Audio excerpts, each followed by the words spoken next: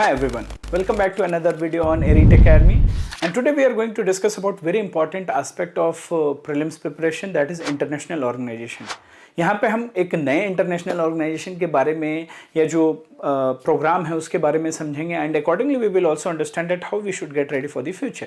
So what is the question? This question again was asked by UPSC in the recent exam which was conducted by UPSC on 4th of August, and this question is with respect to TIWB, that is tax inspectors without borders.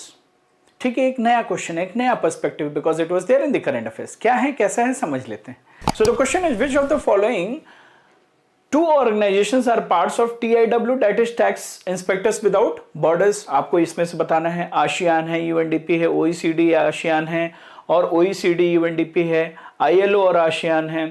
सो आपने देखा कि UNDP 2 बार है, ASEAN 2 बार है and OECD 2 बार है. सो अभी confusion, अगर आपको नहीं पता है then you will not be able to mark it, और इसमें बहुत ज़्यादा गेस वर्क का स्कोप नहीं रहता है. But we should understand that why this question was asked by UPSC, because there was a news article and this news article was of December 2023 and this question has been asked by UPSC in the August 2024 exam, right? CAPF का exam हुआ है, वहाँ पे UPSC ने पूछा है India to help Saint Lucia's tax administration under tax inspector without borders program, that is TIWB program. TIWB program है क्या?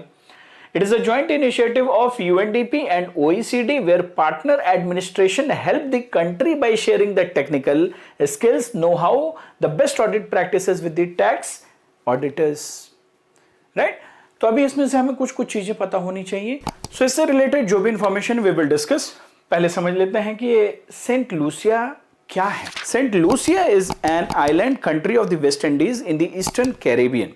And you will be surprised to know, it is a fun fact, St. Lucia was named after St. Lucy of Syracuse from 283 AD, and you will be surprised to know, this is a fun fact, St. Lucia is one of the 2 sovereign states in the world named after a woman, and it is the only one named after a human.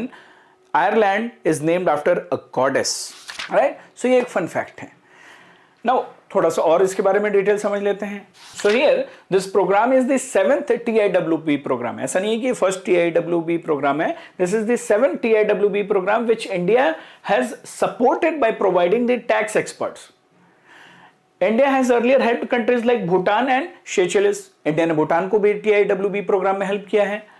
The focus of this programme will be on effective use of automatic exchange of information under common reporting standard framework, CRS framework. तो इसके लिए आपको CRS framework क्या है ये पता होना चाहिए.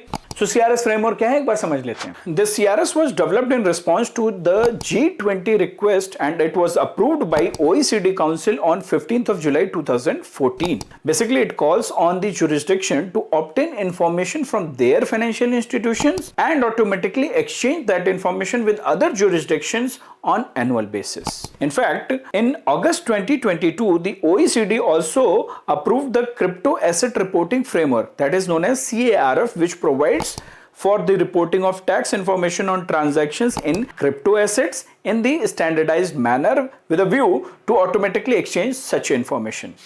ये जो आपने CRF देखा, ये हमारे YouTube पे हमने इस तरीके से डिस्कस किया हुआ है. Long back CRF हमने डिस्कस किया था. That was part of the current affairs at that point of time.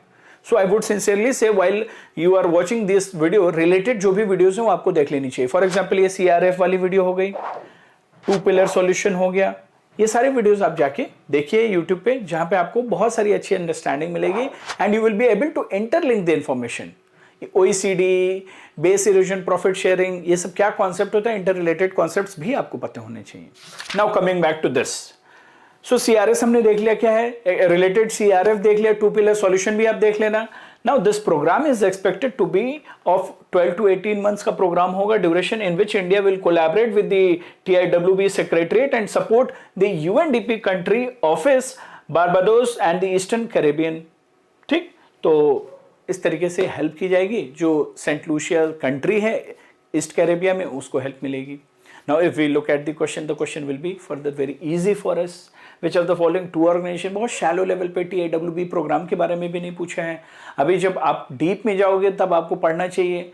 Now you let me know in the comment section more about TIWB. What is this tax inspectors without border? ये तो हमें पता चल गया कि कौन कौन सी ऑर्गेनाइजेशन इन्वॉल्व है, that is UNDP and OECD. ये प्रोग्राम कब आया, I want to know from you and I want to know, purpose तो हमने देख ही लिया, I want to know that ये TIWB प्रोग्राम में इंडिया ने क्या भूटान और सेशेल्स के अलावा किसी और कंट्री को हेल्प किया है, येस और no, you let me know. So this is about the international organization and important takeaway for us is जब भी ऐसी current affairs में कोई भी international organization आती है, we should not ignore, and now you know that how UPSC is exploring जो भी lesser known information है उसको पूछ रही है। Second important learning is whenever you are preparing for international organization, उन international organization को जरूर prepare करना है जहाँ पे India involve हो, because ultimately you are preparing for civil services of India. So especially उन इंटरनेशनल ऑर्गेनाइजेशंस को, बॉडीज को आपको ज्यादा ध्यान रखना है, और programmes for that matter you should take care of such organisations और programmes. So these are the important learnings for our future preparation. Now you have to be alert. ये होती है इंपॉर्टेंस करंट अफेयर्स की। So see you all, prepare well, see you in the next video.